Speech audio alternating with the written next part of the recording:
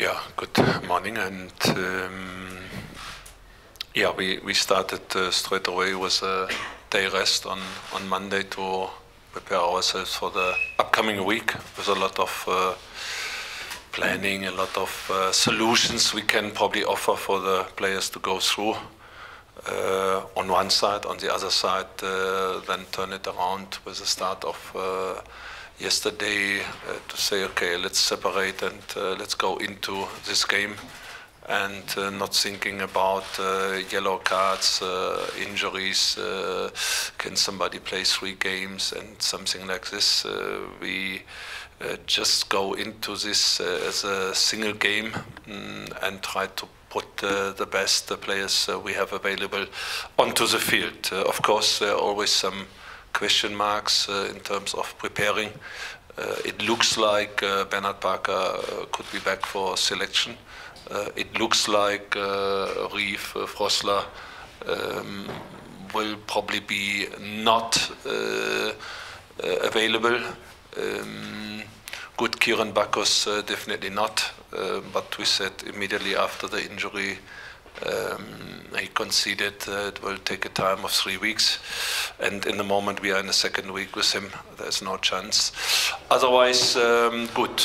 We have experienced the substitutions coming in, was Jabulu Blom coming in, replacing the other player who used to play on the right fullback, and so far we are busy with really to prepare then players to take over the position, and hopefully with the same performance as we have seen lately.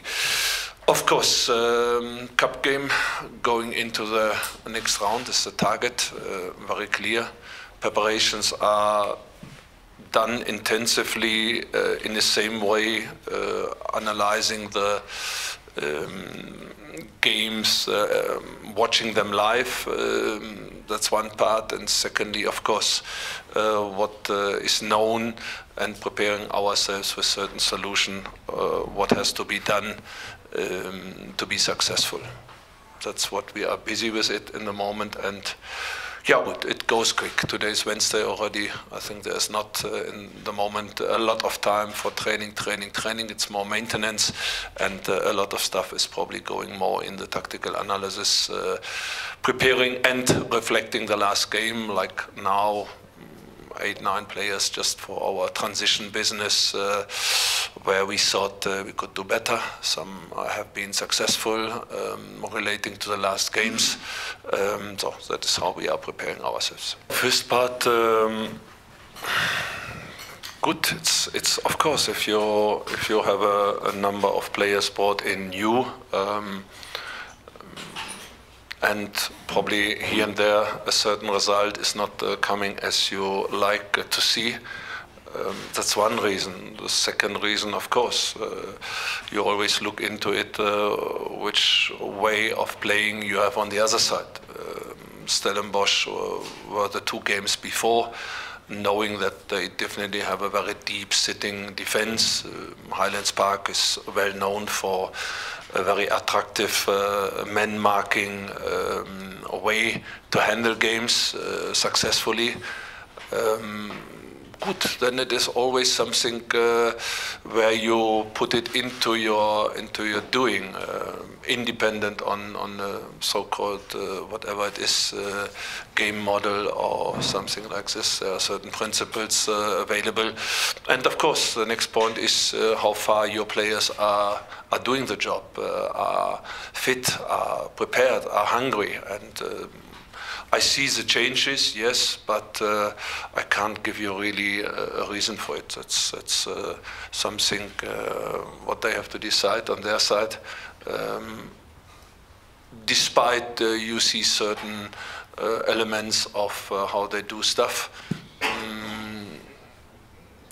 still in the forward movement is still something what you can identify, despite certain players are not on the field, probably will be on the field on Saturday. But that is not my job. We have our own ideas. Yeah, good.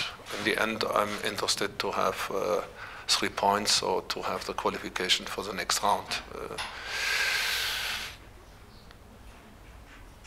We can go into different discussion about very deeply in what is a soccer game. A soccer game is a game of mistakes, and if you make less mistakes than the other one, then you have a high chance to be successful. And this mistake making is not related only to a defense. This mistake making is related to the attack too. If you have some opportunities and you're not able to score, meaning you have made a mistake.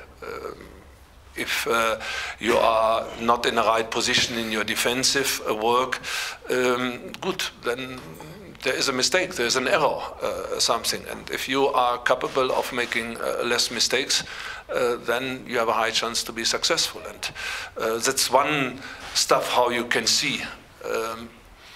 I know this is fantastic and we work on it, there's no doubt about it. Ball possession, and I don't know, there was an article some days ago, and Heidi celebrated how dominant and how fantastic the ball possession is. Fantastic for the eye. Yeah, but I'm asking you, what does it mean if you have ball possession in your own half? What does it mean if you have ball possession in zone 2 around the center line? Where is the purpose? Just a reminder, Leicester City won the championship in England in the Premier League with an average ball possession rate of 44%. And very successful, and they're doing similar in the moment. With Brendan Rodgers, similar, where it goes quick. And I think actually sometimes, probably you have to ask, very successful. I think they had less ball possession than Southampton, but they won 9-0. There was a game in Germany in the second Bundesliga, Hamburger SV against VfB Stuttgart, unfortunately in the second Bundesliga, but there was 38% ball possession for Hamburg and they won 6-2. We always can discuss, and there are a number of physical indicators, if I'm not 100% sure, but around 15 indicators with distance covered, with high intensity run, with top speed, with power play, and there are a similar number of 15 indicators on the technical tactical side. And ball possession is just one key indicator for being successful. So now you have to be busy with it, what you want, which type of players you have around. Good, and of course with our decision to bring certain players and to keep certain players like Leonardo and to bring in a player like Samir is not by accident. This is definitely something experienced in the past season.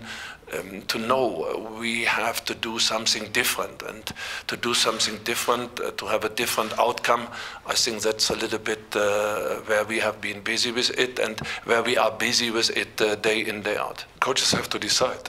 I'm not, as that was one piece of information I brought with my opening sentence, to say we bring the best players where we think in the moment, independent on whatever is sitting with yellow cards or whatever. We did it last week in the last game. We do it now, and we are not going the route of thinking about where a yellow card is sitting in. By the way, everybody can know, there's not a secret, Daniel Akpeyi has 3 yellow cards and Willard Gassande had 3 yellow cards, 2 on our side, and both will be on the field.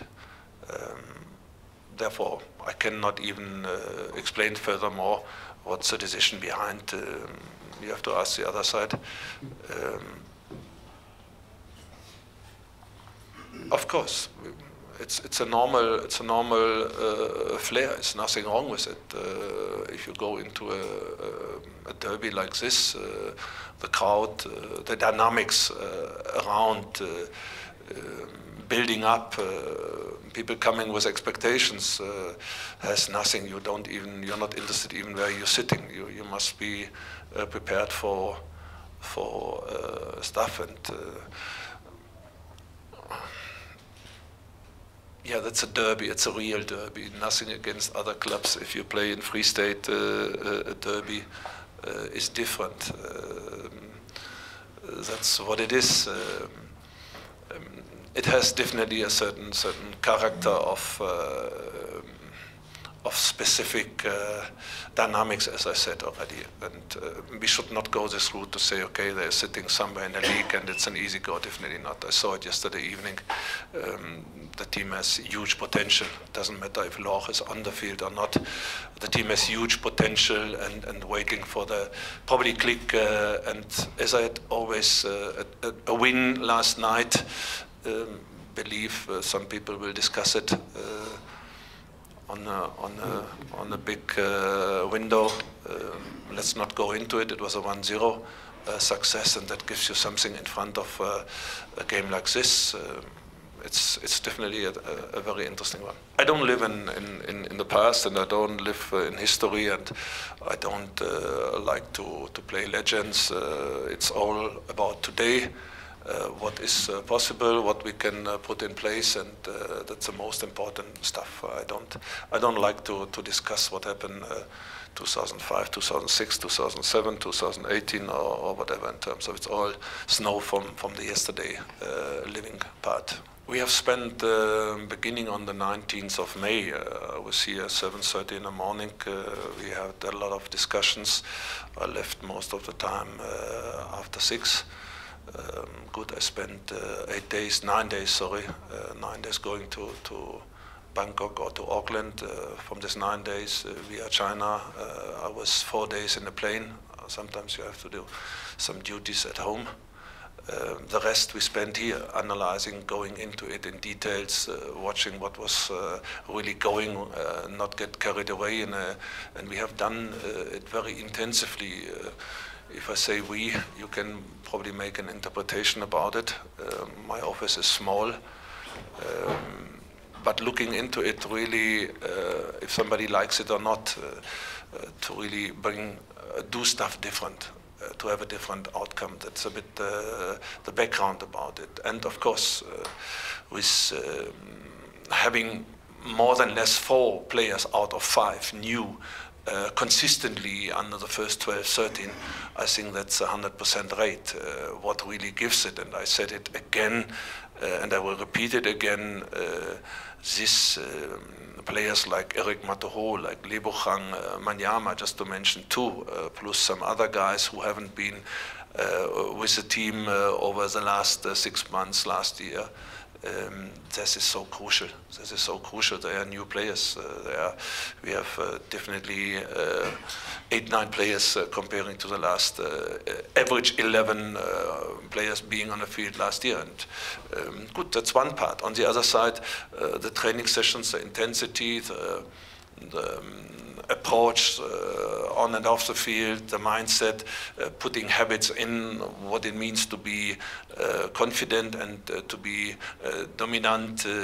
I think all this stuff, there's a lot of happen on this scenery and what we still maintain doing. And I think actually we see it on the field.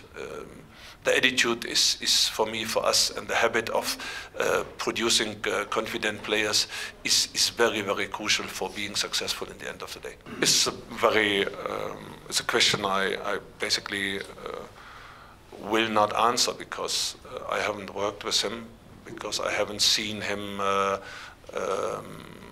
being responsible for a team over a certain period. I think it's good that clubs have the idea to bring coaches in with a new flair, with a new idea. No problem at all. Otherwise, I haven't worked with him. I can't really say too much about. It's a certain period where he's in. Changes are there.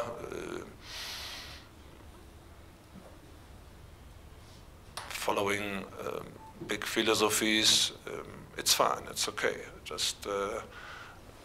But this is what you find out over the years. Build up your own reputation. It doesn't matter if you have the reputation of being a stubborn coach or having the reputation of being a very serious one, but produce a reputation. And that is what I always can say to coaches. Don't try to copy, don't try to paste, don't try to be yourself. See what you have to do. And this is not done by just being in charge for 2 months in a head coach position. This is done over years. You win, you lose, you lose, you lose, you lose. You take smaller clubs, you take bigger clubs, and then you produce something, a real reputation. And I think it's a start, and good, let's see where it goes. It's very crucial, by the way. I will see Sundowns in Port Elizabeth on Sunday afternoon at 3 o'clock again, because they play Chipper, and Chipper is the following opponent, having a new coach. Therefore, I will be in the stadium again, if somebody likes it or not. The camera is always on a certain, following the players in a certain direction. You don't see really parts of how the team is following, how the team is getting stretched over the field. You don't see with the cameras on TV the entire platform, how a team is probably giving holes or gaps, or where you can go more left-sided or right-sided, or the holes in the center. That is what you don't see. From our side, we record meanwhile games from the backside of the goalkeeper, where we have the field on the lengths. You have another perspective in terms of the shifting, in terms of the moving, not trusting only the TV production of Supersport and SABC. It's always what the coach can do. There are different opinions. Some coaches are not going into the stadium, but I like to see a game live. Or let's go back to 2016. It's really was really a time where, yeah, I was driving into a wall at a certain time, with all this being not really, or let's say, distracted by a lot of what was in your head, where you really outcomes of games, or where you thought officiating or other stuff. And yeah, my honeymoon time was absolutely a good time in terms of getting relaxed, watching. I was very busy, what you normally not in a honeymoon time. I was very busy with a lot of stuff in the other position I did over 2 years, and it was very, very crucial to live. We talk about people don't know the culture. People don't know. I know the culture of South Africa very well. I studied and I finished my study in economics and politics with a degree from the university. Therefore, nobody should tell me that I'm not knowing the culture of South Africa or the history of South Africa. But the culture of Thailand, there is no conflict. There is no, don't allow anybody to lose a face. And I continued there 2-3 months. And, I was nailed more than less on the wall from the bosses over there. And then you start reflecting, then you start sitting into it. And I said it before, I think it's not to my disadvantage, or? No, not really. It's we don't go so far making Christmas. We know we have 7 games in January. We know we have no time for a period going on honeymoon in December. there is no time. 22nd of December is the last game in Pietermaritzburg. We come back on the 23rd.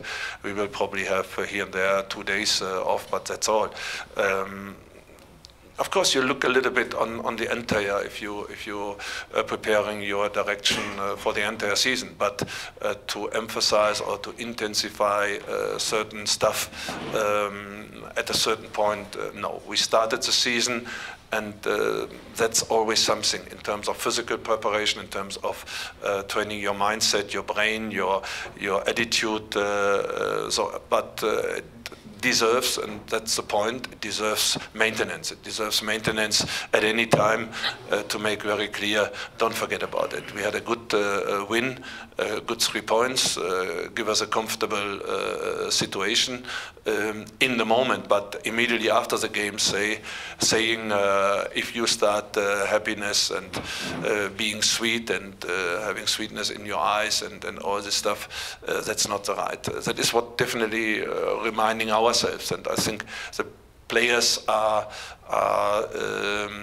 good in it. And I must say, it was just reading lately a fantastic and fantastic article about a comment from Eddie Jones about working with a team, about working with a group, saying that you have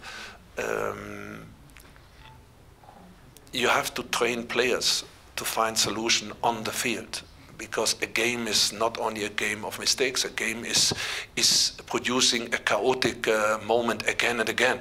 You can prepare players with certain principles, but he was saying that training, preparing players for finding solution, preparing players for these chaotic moments that they come out of it successfully, that is something, and that goes to the mindset, that goes to the confidence, that goes to give them tools. And I think actually it was a very, very, very interesting article, fantastic to see how a dynamic has to be prepared for being successful. And crucial moments, if you have, that's the next point.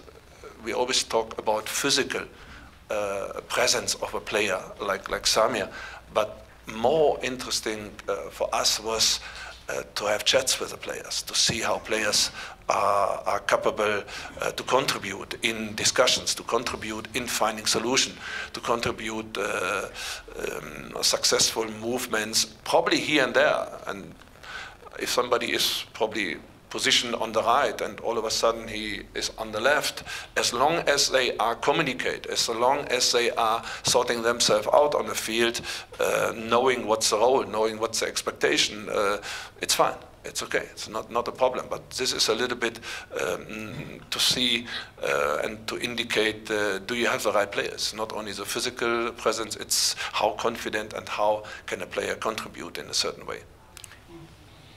Yeah, the majority of the aspects you put in place is not. I'm not the right person to answer this. I think actually, it's of course they have a 3 line. They have inverted wingers. They have double 10. They have double triangle left and right. They have 3-box-3, a midfield box. We can go into it with inverted fullbacks and converting former wingers to fullbacks. We can put names into it. It's a very huge portfolio of stuff what's coming on there. But this is it's fine. It's okay. In the end, we have to see where the holes, we have to see where the gaps, we have to see are we going more not skipping the lines, or are we going more left flank or right flank? What is the opponent's strong side or strong direction, independent on 3 or 4 defense line or 2 strikers, what they played in the end of the game last night with Mango and Mabaso. I think it was quite successful then. So that's something to know, to be prepared, and then of course preparing the players, as I said before, give them tools that can happen. That is something what we have to expect. I was expecting Afonso on last Sunday from the starting 11 after scoring, after being involved in a successful game against Highlands Park. But good, then it comes different, and we are preparing ourselves for different moments, for different scenarios, and the players are aware about it to handle it.